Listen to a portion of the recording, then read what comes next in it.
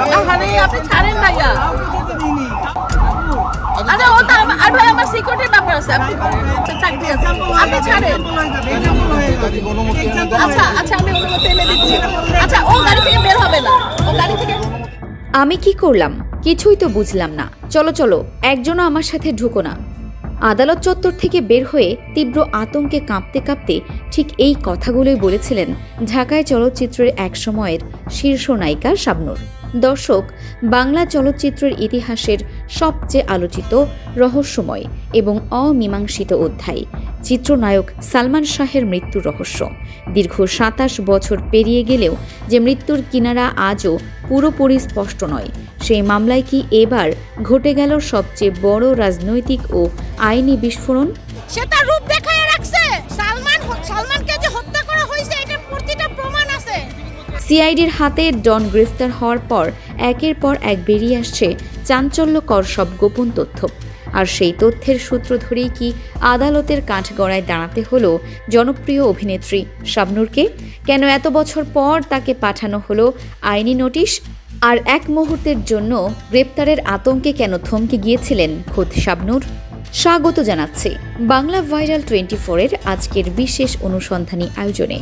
আজ আমরা উন্মোচন করব সালমান শাহ মামলার সেই চাঞ্চল্যকর নতুন অধ্যায়, যা আগে কখনো এভাবে সামনে আসেনি। পুরো সত্য জানতে ভিডিওটি না টেনে শেষ পর্যন্ত দেখুন। ঘটনার শুরুটা হয়েছিল হঠাৎ করেই।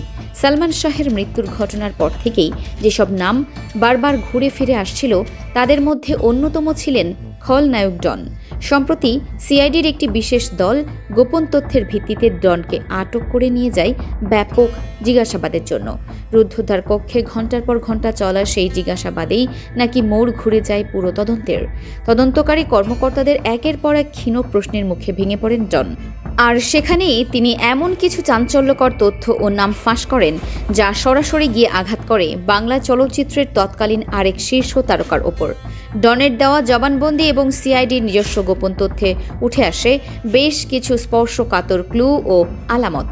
আর সেই সব প্রমাণের ভিত্তিতেই মামলার নথিপত্রে নতুন করে যুক্ত হয় দ্বিতীয় প্রধান অভিযুক্ত হিসেবে চিত্রনায়িকা শাবনূরের নাম। তদন্ত সংস্থা জানত বিষয়টি মিডিয়ার প্রকাশ পেলে দেশ জুড়ে তোলপাড় শুরু হবে, তাই অত্যন্ত গোপনে কোনো ধরনের গণমাধ্যমকে না জানিয়ে শাবনূরকে আদালতে সশরীরে হাজির হওয়ার জন্য একটি আইনি নোটিশ পাঠানো হয়। নোটিশের বিষয়টি এতটাই গোপনীয় রাখা হয়েছিল যে প্রথম দিকে মিডিয়ার কেউ এ সম্পর্কে টের পর্যন্ত পায়নি। আইনি নোটিশ হাতে পাওয়ার পর শাবনূর ভেবেছিলেন এটি হয়তো একটি রুটিন প্রক্রিয়া। তিনি ভেবেছিলেন তদন্তকারী কর্মকর্তা বা আদালত হয়তো ২-৪টি সাধারণ প্রশ্ন করবেন, তিনি উত্তর দিয়ে স্বাভাবিকভাবে বাড়ি ফিরে আসবেন। কিন্তু আদালতের সীমানায় পা রাখার পরেই বদলে গেল বাস্তবতা। আইনজীবীদের গম্ভীর মুখ, সিআইডির কর্মকর্তাদের কড়া দৃষ্টি এবং আদালতের ভেতরে পরিবেশের যে তীব্র চাপ তৈরি হয়েছিল, তা দেখে মুহূর্তের মধ্যে বদলে যায় পরিস্থিতি। ভেতরে যখন ডনের বক্তব্যের সূত্র ধরে তাকে ক্রস এক্সামিন করা হচ্ছিল, তখন পুরো পরিস্থিতির গুরুত্ব উপলব্ধি করতে পারেন তিনি।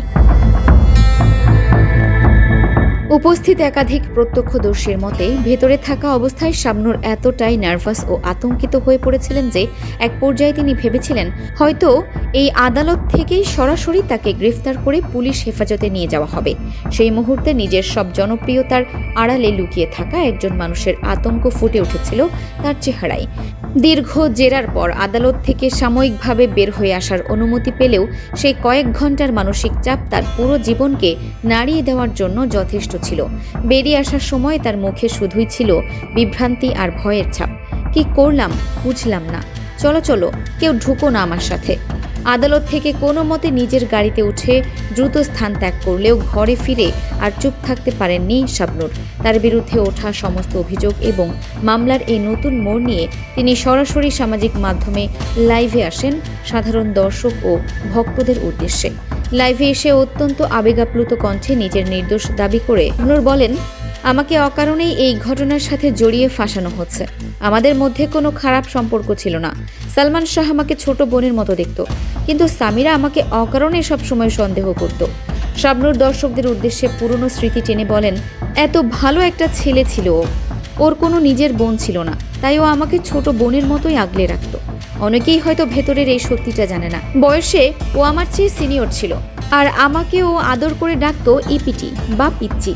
শুটিংয়ের সময়ও বলতো, তুই সকালে তাড়াতাড়ি উঠবি, শুটিং শেষ করে তাড়াতাড়ি পোশাক পরিবর্তন করবি, তা না হলে আমি কিন্তু ফেঁসে যাব, কারণ আমার আরেকটা সেটের শিডিউল দেওয়া আছে। শাবনূরের দাবি, সালমান শাহ ও তার মধ্যে কাজের গভীর পেশাদারিত্ব এবং ভাই বোনের মতো পারিবারিক সম্পর্ক ছিল, কিন্তু সালমানের তৎকালীন স্ত্রী সামিরার অতিরিক্ত সন্দেহপ্রবণ মনোভাবই পুরো বিষয়টিকে ভিন্ন এক রূপ দিয়েছিল। শাবনূরের এই বক্তব্যে আবারও সামনে চলে এলো সেই পুরনো ত্রিভুজ রহস্যের প্রশ্ন। 1996 সালের 6 সেপ্টেম্বর যখন সালমান শাহের মরদেহ তার ইস্কাটন বাসা থেকে উদ্ধার করা হয়, তখন থেকেই এই মৃত্যুর পেছনে দাম্পত্য কলহ এবং পারিবারিক টানাপোড়েনের কথা বারবার উঠে এসেছে। সালমান শাহের মা নীলা চৌধুরী শুরু থেকেই দাবি করে আসছেন, এটি কোনোভাবেই আত্মহত্যা ছিল না, এটি ছিল পরিকল্পিত এক হত্যাকাণ্ড। আর সেই হত্যাকাণ্ডের পেছনে সামিরা এবং চলচ্চিত্র জগতের ঘনিষ্ঠ কয়েকজন মানুষের হাত ছিল বলে তিনি অভিযোগ করে আসছেন। অন্যদিকে শাবনূরের দাবি অনুযায়ী সালমানের সঙ্গে তার কাজের ঘনিষ্ঠতাকেই সামিরা ভুলভাবে ব্যাখ্যা করেছিলেন এবং সেই কারণেই তাদের সংসারের টানাপোড়েন শুরু হয়। কিন্তু ডন গ্রেফতার হওয়ার পর সিআইডি যে নতুন তথ্যের কথা বলছে, তাতে কি আসলেই শাবনূরের কোনো প্রত্যক্ষ বা পরোক্ষ ভূমিকা ছিল, নাকি শাবনূর শুধুই সেই সময়ের এক বড় ষড়যন্ত্রের শিকার? আইনি বিশেষজ্ঞদের মতে আদালত থেকে এদিন শাবনূর সাময়িক স্বস্তি নিয়ে ফিরলেও মামলার নতুন চার্জশিট বা তদন্ত প্রতিবেদন জমা না দেওয়া পর্যন্ত তার ওপর থেকে আতঙ্কের কালো মেঘ পুরোপুরি কাটছে না। আজ আদালত থেকে হয়তো শাবনূর নিরাপদে ঘরে ফিরে এসেছেন, কিন্তু এই দিনটিতে তিনি যে ভয়ের মুখোমুখি হয়েছেন তা নিঃসন্দেহে তার সারা জীবন মনে থাকবে। সালমান শাহ মৃত্যুর 27 বছর পরও সেই অন্ধকার দিনগুলোর ছায়া এখনও তাড়া করে বেড়াচ্ছে জড়িত সবাইকে। ডনের বয়ান, সিআইডির তদন্ত আর শাবনূরের এই প্রকাশ্য বক্তব্য সব মিলিয়ে সালমান শাহ হত্যা মামলা এখন কোন দিকে মোড় নেয় সেটাই এখন দেখার বিষয়। শেষ পর্যন্ত কি জানা যাবে ঢাকাই সিনেমার এই অমর রাজকুমারের মৃত্যুর আসল রহস্য? অপরাধী যেই হোক, সে কি কখনো আইনের মুখোমুখি হবে?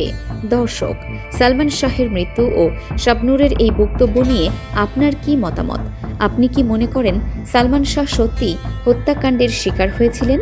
আর এই ঘটনায় শাবনূরের বক্তব্যকে আপনি কতটা যৌক্তিক মনে করেন? আপনার মূল্যবান মতামত নিচে কমেন্ট বক্সে লিখে জানান। ভিডিওটি ভালো লাগলে লাইক দিন এবং সালমান শাহের সমস্ত ভক্তদের সাথে শেয়ার করুন।